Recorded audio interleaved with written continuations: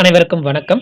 இந்த வீடியோல நம்ம வலுக்கட்டாயமாக கடன் வசூலை தடுக்க ஒரு புதிய மசோதா நிறைவேத்தியிருக்காங்க. அத பத்தின டீட்டெயில்ஸ் நம்ம பார்க்கலாம். இப்போ பார்த்தீங்கன்னா, ஒரு நிறுவனம் பார்த்தீங்கன்னா, ஒரு தனிநபருக்கோ அல்லது சுய உதவிக்குழுக்கோ பார்த்தீங்கன்னா, கடன் வழங்கியிருந்தா, அத வலுக்கட்டாயமாக வசூலிக்கக் கூடாது அப்படின்ற ஒரு புதிய சட்ட திருத்த மசோதா பார்த்தீங்கன்னா, சபையில துணை முதலமைச்சர் உதயநிதி ஸ்டாலின் அவர்கள் இந்த நிறைவேத்தியிருக்காங்க. அதாவது என்ன சொல்ல வர்றாங்க அப்படின்னா, கடன் வழங்கும் நிறுவனங்கள் அதனை வசூலிக்க முறையற்ற வழியை நாடுகின்றனர்.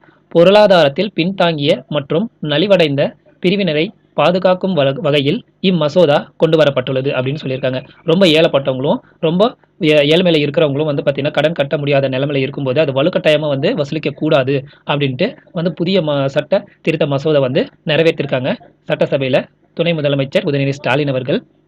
அப்படி வசூலிச்சா அவங்களுக்கு என்ன தண்டனை அப்படின்றதையும் அவங்க சொல்லியிருக்காங்க. அது என்னென்ன அப்படின்றத பார்க்கலாம். கடனை வலுக்கட்டாயமாக வசூலித்தால் 3 ஆண்டுகள் வரை சிறை தண்டனை அப்படின்றதும் சொல்லியிருக்காங்க. அதுவும் பார்த்தீங்கன்னா பிணையில் வெளியே வர முடியாது அப்படின்றதையும் சொல்லியிருக்காங்க. வலுக்கட்டாய கடன் வசூலால் கடன் பெற்றவர்கள் தற்கொலை செய்து கொண்டால் கடனை வழங்கிய நிறுவனம் தற்கொலைக்கு தூண்டியதாக கருதப்படும் அப்படின்றதையும் மென்ஷன் பண்ணியிருக்காங்க. அடுத்தது பார்த்தீங்கன்னா கடன் பெற்றவரையோ அவரது குடும்பத்தினரையோ நிறுவனங்கள் மிரட்டவோ பின்தொடரவோ அவர்களது சொத்துக்களை பறிக்கவோ கூடாது அப்படின்றது சொல்லியிருக்காங்க.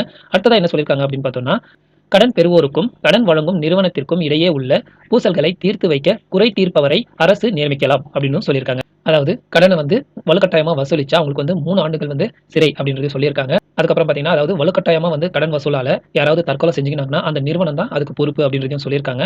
அதே மாதிரி பார்த்தீங்கன்னா, கடன் வாங்கினவங்க குடும்பத்துக்கு எந்த ஒரு தொந்தரவும் கொடுக்கக்கூடாது, அவங்களை பின்தொடரவும் கூடாது, அவங்களுடைய சொத்துக்களும் பறிக்கக்கூடாது அப்படின்றதையும் சொல்லியிருக்காங்க. இந்த சட்ட திருத்த மசோதா சட்டப்பேரவையில் நிறைவேற்றிருக்காரு துணை முதலமைச்சர் உதயநிதி ஸ்டாலின் அவர்கள்.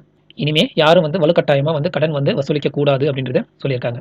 இந்த வீடியோ உங்களுக்கு யூஸ்ஃபுல்லா இருக்கும்னு நம்புறேன். இந்த வீடியோ யூஸ்ஃபுல்லா இருந்துச்சுன்னா லைக் கொடுங்க, மறக்காம நம்ம சேனலை சப்ஸ்கிரைப் பண்ணுங்க. நன்றி, வணக்கம்.